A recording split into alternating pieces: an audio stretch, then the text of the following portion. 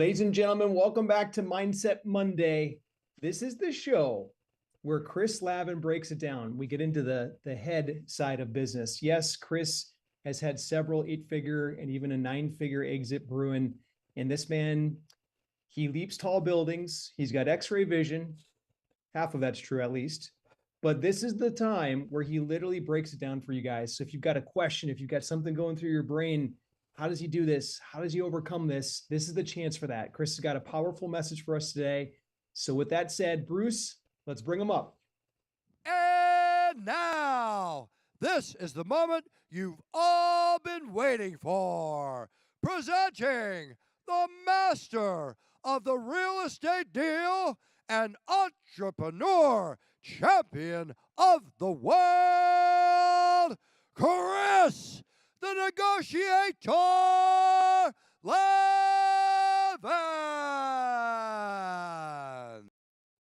I love that. I'm sorry, I just do, and maybe that's a little bit of my ego talking. But man, I was just looking at that video. I've lost some weight since then, and some hair too, as if that's possible.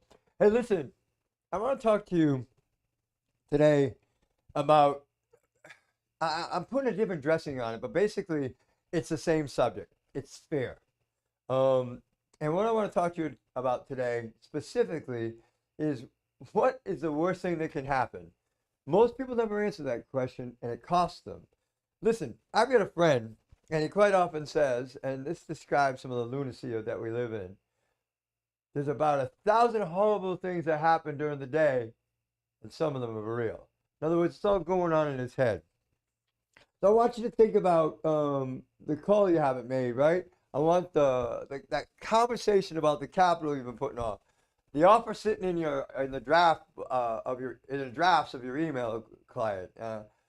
Something's stopping you, and if I had to guess, it comes down to one question. One question, and that's this: what's the worst that can happen? Go ahead, actually answer it. Answer it. What's the worst that can happen? You can say no. The investor passes. The deal doesn't close. I offend them. They don't like me. They might not like me. And then what? And then what? You're in the exact same position you were before you started. Nothing changed. Nothing went bad. You didn't get thrown out of your house. Your wife didn't leave you. You didn't get run over by a car.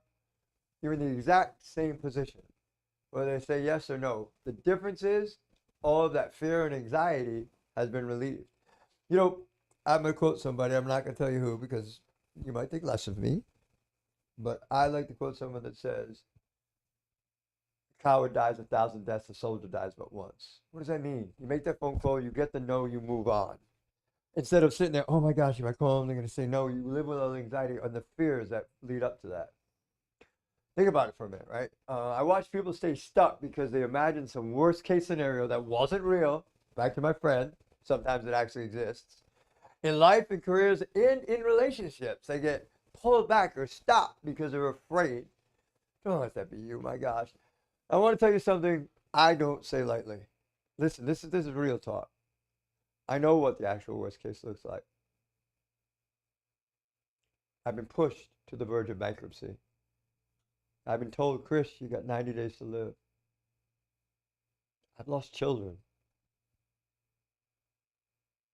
I'm not sharing any of that for sympathy. I'm sharing it because it gives me the right to say what I'm about to say. Hope none of you face what I faced. And if you do, find out what you're made of. You find out that God was there the whole time. Remember, if you go back to what I say over and over and over again, whatever endeavor you're setting on, please pray about it first. Ask God what you're supposed to do. And you know, I'm going through situations right now. I know I'm on the right path. Like, I'm going to talk about spiritual warfare for a minute. It's who I am. Sorry. I believe I'm being attacked. I believe we're being attacked because what we do here is about more. That's positive impact in the world. And most importantly for me, it's spreading God's message here. And we try to do it without using words, without saying anything. We do it by our actions. And we're getting beat up, man. We have an ex-employee that come out of left field making stuff up. We've had one thing after another just happen. And most people would get beat up and quit. But my God keeps clearing paths for us. Somebody tried to use something against us that just was not true. And our lawyer went through the contract and said, hey, look, did you know this is in there? They don't have a leg to stand on. And the same thing happened on something else. We thought we were going to have to put up all this money and fight this fight when God laid out a very easy escape hatch for us. And it's just moving forward so fast and so easy. It's ridiculous. Because that's what God does. That's not what Chris does. So think about it. You'll find out your God is going to be there for you the whole time. And for getting rejected, man, a deal that falls through a closing, an investor who mails back saying, I'm passing, it's not the worst case, man. That's a price of admission to play this game. That's it. Let me tell you one more thing. The actual worst case is 5 years from now thinking, where would I be if I'd only? How many of you said to yourself at least 1,000 times, I wish I put $10,000 into Microsoft 20 years ago. I wish I put $5,000 into Bitcoin 5 years ago. And now you're like, ah. No one denied the vision that God put on your heart. If you prayed, remember I told you pray. God told you to do something, you didn't do it. When people hear my story, they say I'm playing on house money. Absolutely true. And they're right. I've been so low that I consider the next breath a true gift. I cherish every moment, every sunrise, every sunset, the beautiful views we have outside of our window. My wife looking up at me in the morning telling me she loves me and I'm her best friend. But listen, it goes for everyone. We're alive, we're here, and we have nothing to lose. Nothing. Make those phone calls. Make those phone calls. Make those connections. Do the next right thing. So what's the worst that can actually happen? Really? Really? What is the worst that could possibly happen? Now listen, God's given you the opportunity. He's put you in our orbit. He's given you the tools. He's opened the door, for criminy sakes. You've got to walk through. Remember this. The worst case of what you're afraid of almost never shows up. Make the ask, take the shot. The only outcome you can truly recover from is never trying. Even Scripture says this. This is back in Proverbs, Old Testament, right? The wicked flee, though no one pursues, but the righteous are as bold as a lion. If you've got God in your heart, you've got a mission for God in your heart, you go, you go, you go, you go. You don't stop, you never give up. God will deliver. He told you to meet you on the other side of the lake. The risk in front of you is almost never as large as it feels. And the one thing that does cost you is a life you didn't live. So write down what you've been avoiding, the call, the offer, the conversation, then answer the question honestly. What's the actual worst thing that happens if it doesn't go your way? Write that down. Get it done. Don't wait. The answer is yes, or it's for information. They just want more information. Neither one is going to break you. God bless. Beautiful, Chris. Hey, Chris, can we throw a couple questions at you? Yeah, let me at it, man. Come on. All right, guys, this is your shot. Put a question in the chat. I'll keep it anonymous, so I'll just read the question out. I won't read your name. That way there, Chris can help you answer whatever you're going through right now. Chris, this was a carryover from last week we didn't get time for, but when did you know that you were being called to help aspiring investors like us? When did I know? So one of my passions is I do a lot of volunteer work. I do a lot of mentoring, and you know, my story in my life brings some people hope, and that hope turns the lights on in their eyes.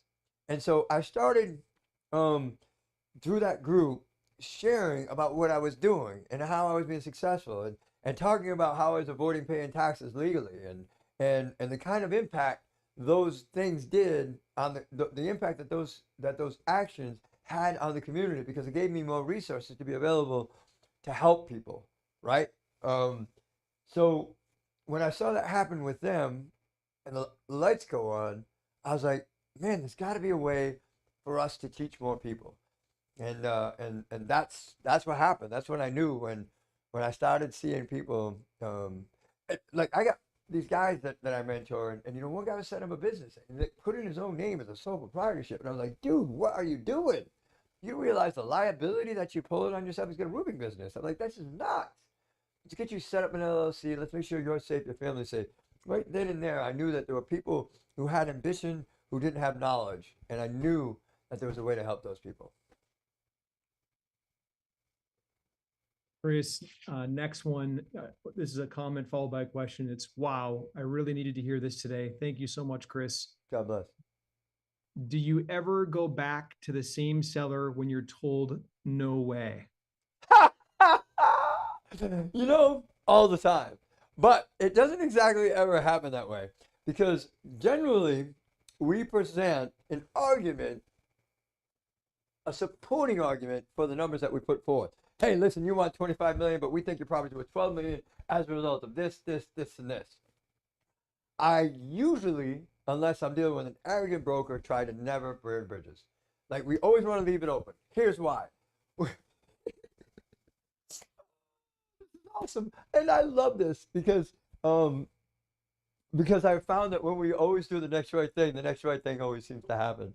So we're working on this property. I'm not going to reveal the property because it would give too much detail. But the broker we were dealing with, we called him Swirly Head. What was it, Swirly Head, Nate? What were we calling him? Swirly Boy. Swirly Boy. And the reason we would call him Swirly Boy, because he was one of those kids that you always saw in the boys locker room or whatever, getting his head put in the toilet and flushed, because he was an arrogant little jerk that ran his mouth and had no expertise or experience to back it up. And he was a sandpaper person. You know what a sandpaper person is? It's people that put God in your life, God puts in your life, so that they're rubbing against you, so they smooth you out because they're so rough. He was a sandpaper person, right? So we were working on this deal, and it started out with the guy saying, oh, you know, this is an equity wipe. My people are walking away with nothing. And we're like, okay, we'll just assume the debt. And then we found out that he was lying about that.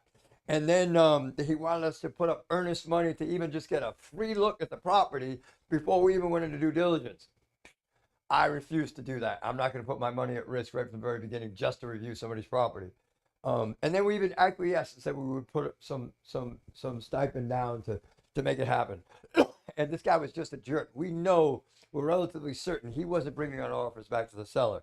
And on that property, we were at $15.1 million, and they were at like 16, and we were like, listen, it just doesn't support it. And this guy was a total jerk to deal with. Well, the point of the story is this: that broker got fired, Swirly Boy, and now the new broker came to us, and guess how much they're asking? They're asking $15 million. So we say no. When we get told no way, we present our argument. We base it with facts. But we have found, I can't remember any deal over the past year where a seller hasn't at least come back around sniffing out the bushes to see if we're still interested. We got a deal we've been working on in Tulsa for a year, and it's taken us a year to get the lady to where we were originally. But guess what? In that, thank goodness, right? She didn't acquiesce at the beginning, because now that property's at an even lower basis because of declining rents in the area. So now we pull back even more. So yeah, we always get no way, but we keep going back. We keep entertaining offers, and we keep conversations open. But usually they come back to us. It's not the other way around. Chris, next one. This is a comment, and then I'll read the question. I love that he is the real deal. I'm so glad I found this. Then your next one, this is another comment, but you got to hear this. He says, I made sure I completed all of the course modules in 2 days. Awesome, right, you better. And last one, I'll leave you this question and then we'll cover the rest next week. But this question is, would 55 and older communities be a consideration when looking at potential deals? Yes, but the community has to be able to support it, right? The demographic has to support that 55 and older community. We do a more calculated analysis of 55 plus communities, because we got to look at the demographics, make sure that the segment of population is high enough to support it. So like say that, and I'm just using round numbers, if we've got a 250 unit property, we need 100,000 people there. Well, if it's 250 unit 55 and plus property. We want to see 100,000, 55 and plus as part of that market. There's ways to look at that. But yeah, absolutely. If the demographics work out, 100%, 100%. And listen, if you know my story, you know that I've come from nothing. I was literally behind a dumpster at one point in my life, eating out of garbage cans, eating out of dumpsters. And God has blessed me with an amazing life. And I'm not talking about the life out here, I'm talking about the life in here. He has given me peace, faith, courage, empowerment, and joy. And as a result of that, I have amazing relationships. And as a result of those amazing relationships, I have an amazing life that allows me to go out and do these things. And I know one thing for a fact. God does not love me any more than he loves you. He doesn't love you any more than he loves me. If he'll do this for me, if you follow his will and find comfort and peace in his word, guarantee you can have everything that I have, probably more. So God bless you all, and thank you for coming. Have a good day.